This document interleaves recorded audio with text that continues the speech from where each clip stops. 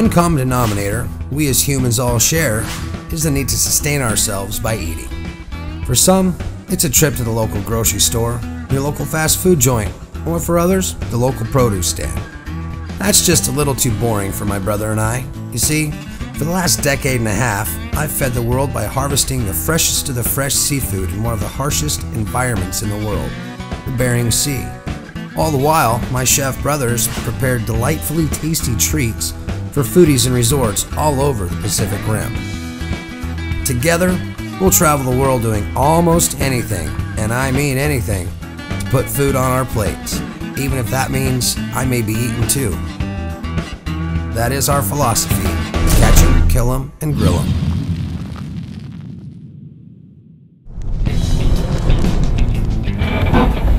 Anytime you wrestle boar hogs and alligators and come home with all your digits, well, that's a successful mission. Last week, I visited my friends Mike Cox and Justin Gary in LaBelle, Florida.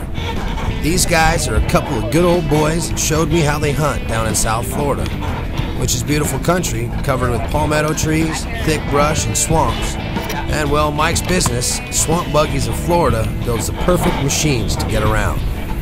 We got my brother Jason here. We're hoping to catch, kill, and grill. We're gonna cook something up tonight. I ain't never done anything quite like this before. So we're up nice and high, up above all the palmettos, up above all the mud.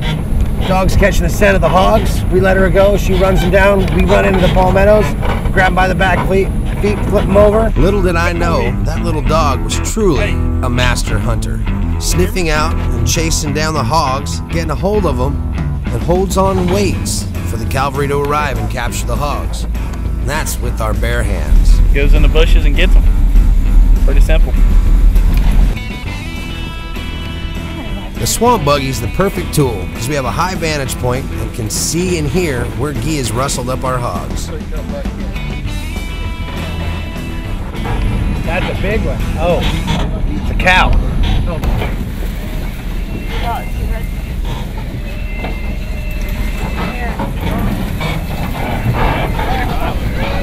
Jump down there and grab by the back legs. Get her.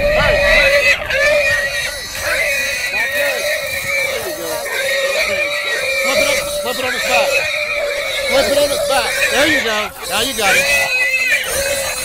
They castrate the hogs, which surprised the hell out of me the first time they're hunted and caught. So A, they no longer reproduce because they're quickly becoming invasive, destroying crops and pastures. And well, B, the next time they're caught, the meat isn't so gamey and you have some fantastic wild boar for your plate. I dig on the swine.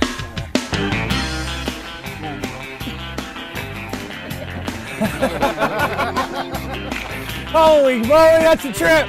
Let's get a big one. That ain't a hog. That ain't that same hog. No. That's like a pile of junk dirt. Listen.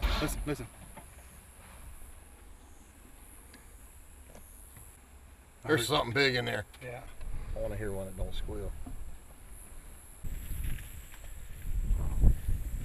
Craziest thing about this hog hunt, you couldn't pay me $1 million to be those hogs. I mean, sure, I get chased, run down by a dog, and then you cut off my nuts. And then you let me go with a little spank on the ass. That ain't no fun. See, and I heard that girl at the bar the other night did exactly that to you.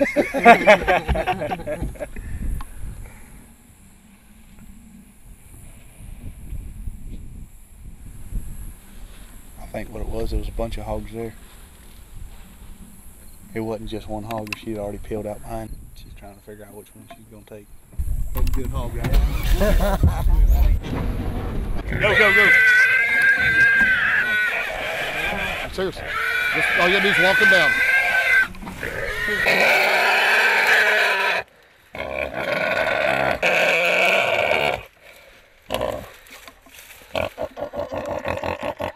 Sow? How big? Probably 100 pounds. Y'all want to kill one? That's up to them. If they want to kill one, we'll whack you. You guys want to eat them up tonight, or? That's up to you. You got a hog for tonight? So you could eat her because you don't have to castrate her. She's sow, so she's not gonna have the same. Right. This one won't stink at all. I've heard about this joke. Turn her loose. Look at here. Listen to me. I got you. Look at me. Yeah. Turn her loose and just stand there. When she comes, you kick her right in the head and she'll go on. I promise you. You damn Florida boys are gonna get me messed up by a hog. No. Turn her loose. Now just stand there. Just stand there.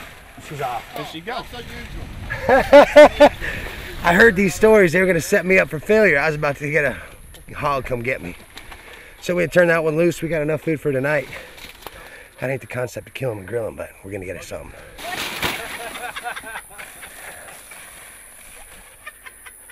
That smells like hog. Travis, I do got to give you this, buddy. I've taken a lot of people hog hunting for the first time. You're the first some instance that I've ever seen just jump off and grab a hog. Usually they're scared to death. They won't leave the buggy. They're peeing on themselves. Do you now understand why we need the swamp buggy to go through this stuff? Oh yeah. No, the swamp buggy makes it easy. You get up high. I bet. Get up high, you can see stuff. And this thing just roots right through anything. Yeah, come in. She's gonna catch this thing before I get Just go from the back and just get right on top of his back and grab his front leg. Just wrap up with him like you're gonna try to wrestle him or tackle him. Right. If you're on him, he can't spin it. Once you get his weight and his Yeah. weight and all his leverage down. It's not a snake. He can't reach around and bite himself. Right. That sounds to me like foreplay. Worse than wrestling an alligator? No. Gators are gonna be a lot more dangerous than that. Let's go catch a gator, guys. Let's go get a Sound gator. Sound like a good one? I think so. Yeah, I'm ready. Now, it was time to get our gator. We loaded up and moved on to another piece of property to search the canals for the elusive, prehistoric-looking reptile. And Justin, being a permitted hunter, trapper, eradicator, we took to a sugarcane field to see what we could find. After about a half an hour, we came across a monster alligator, and Justin showed us exactly how they force-feed gators. What a rush it was to use a deep sea rod and a treble hook to catch a 9.5-foot gator.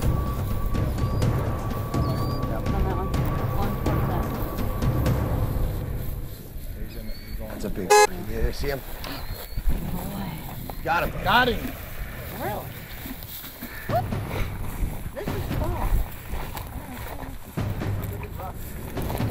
After running several hundred yards to get the Winchester 243 we're going to use to shoot the alligator, I was a little out of breath. The adrenaline was pumping, and I was originally under the impression we would use a bang stick to kill the gator. So I left my Kimber 45, which I've put thousands of rounds through, at home.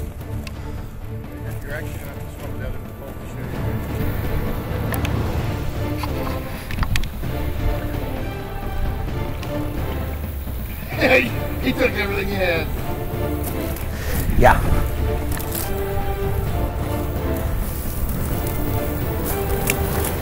Sit down right here on this rock. You're gonna see his eyes.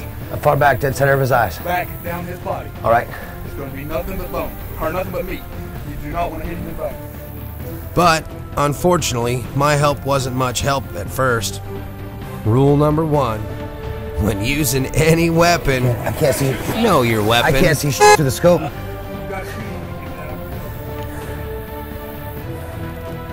One thing to remember when using a high-powered scope at close range is to decrease magnification, or you'll look like a rookie and make your guide work way harder than he should.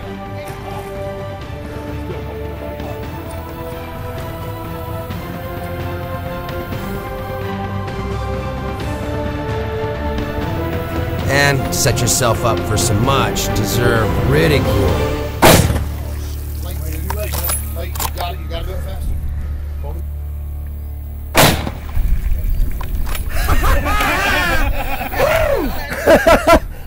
Larry, you got a picture?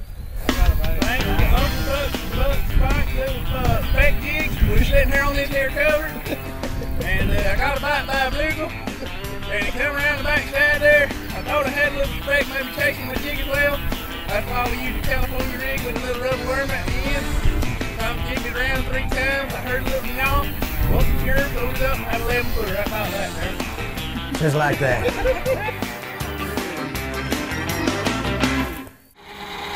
Don't get in his mouth, he will still bite you. Roger, I'm gonna get a little slack here.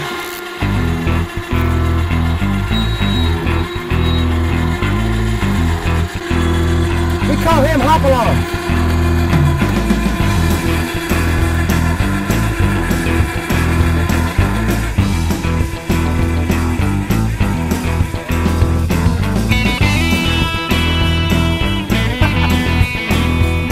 I've never seen that. Oh my God, it's getting hard. It's moving. Here, I'll keep petting him. I'll keep rubbing his head. Michael, it's moving. It's so, that is just nasty.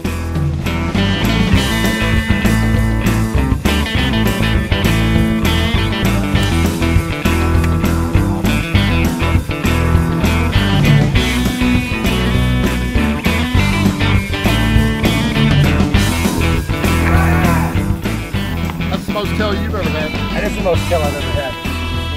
That's kill I ever the got biggest to kill we've ever had. Wow. I think we're gonna do a little alligator tacos. We're gonna deep fry that alligator.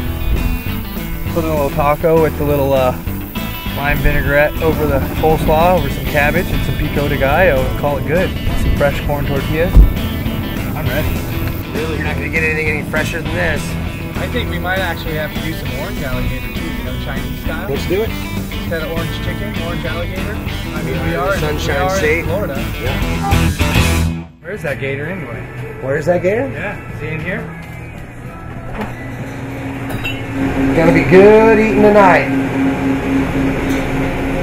You done killed it. I think it's time we grill it. After a stop at the processors to drop off our bounty, it was time to hit the grocery store to pick up the last of the supplies for the meal my chef brother and I were going to prepare for Mike and Justin and a few of their family and friends. Well, here we are in LaBelle, Florida. We're at our local supermarket, and we're getting stuff for gator tacos. A lot of times I like to go to a farmer's market and get the local, fresh ingredients for our food, and we're just gonna settle for a supermarket today. And we're gonna start off by getting some cilantro for our pico de gallo for our fish tacos tonight. Cilantro, they call it Chinese parsley, and since they do call it Chinese parsley, it's easily confused with Italian parsley because it looks really close to the same. But it's used in Mexican food, Chinese food, and I found that some people either love it or they hate it. Travis puts it on his oatmeal. That's how good it is. One fun little fact about cilantro is once it seeds, then it's called coriander. They use it in beer.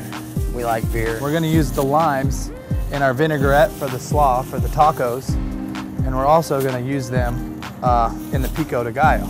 Pico de gallo is just a rough cut salsa. It's my favorite way to have salsa. I don't really like the smooth, blended, or food processed. It's better rough chopped, you get a better texture, and all the flavors are there, and it's really good. We also use the zest in our dressing, which is the rind. And we shave it really fine, and it gives it a really limey and a zing to anything that you're cooking.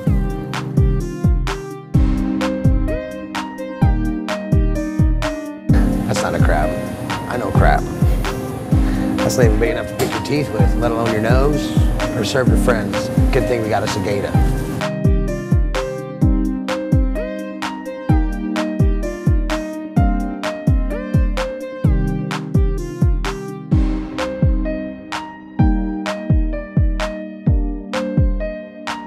So what else do you think we need? I think we need tortillas, and we're out of here. We do need tortillas. Yes. I wonder where they're at. What I enjoy most about cooking with my brother, who's a true genius and master with flavors, is I become a better cook. And I like playing sous chef. Given my brother's culinary background, wild game is no problem. That's not a violin, brother. It's a zester.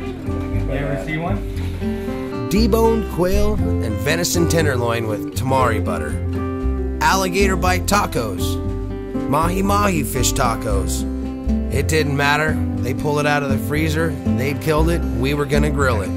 What a meal we had. It's amazing how food and libations bring people together and build friendships and relationships that will last a lifetime. When you suffer from fear of missing out because you only live once, like my brother and I do, and with many more ways to go to the extreme and put food on the table, join us next time for our next great adventure, meeting new friends, and trying to keep our digits on Catch 'em, Kill 'em, and Grill 'em.